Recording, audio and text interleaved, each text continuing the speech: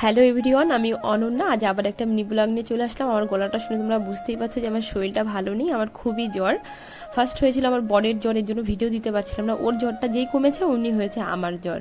তো এখন আমি যাচ্ছি হসপিটালে। আজ আমার রিপোর্ট দেওয়ার কথা, কাল ব্লাড টেস্ট হয়ে গিয়েছে। যতই হসপিটালের কাছে যাচ্ছি ততই আমার বুকটা ধরপড় ধরপড় করছে, কে জানে আমার রিপোর্টে কি না কি চলে আসে। সত্যি শরীরটা আমার এখনও ভালো নেই। ভাবলাম অনেকদিন ভিডিও দিই না, তো একটু ভিডিও দেওয়ার চেষ্টা করি।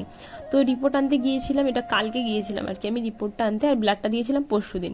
তো আমাকে রিপোর্ট আনতে যেতে বলেছিল 3টের সময়। গিয়েছি, তখন হসপিটালে প্রায় ফাঁকা ছিল। রিপোর্টও পেয়ে গিয়েছি, রিপোর্ট দেখলাম ভালো এসেছে, কোনো অসুবিধা নেই। ভাই ঝালমুড়ি খাচ্ছিল, আমার কিছুই খেতে ভালো লাগছে না, তাই ভাইকে বললাম তাহলে আরেকটা নেই, ঝালমুড়ি খাই। একটু খেয়েছি, বাবা কি ঝাল, আমি আর খেতে পারিনি, ভাইকে দিয়ে দিয়েছি। মানে এই জ্বরটা এত বাজে এত বাজে, ভগবানকে বলি এরকম জ্বর যেন কারণ না হয়। মানে 4-5 দিন আমার জ্বর ছিল টানা, কি বিচ্ছিরি অবস্থা দেখো। তারপরে এই বাড়ির দিকে ব্যাক করলাম। এতগুলো ওষুধ প্রতিদিন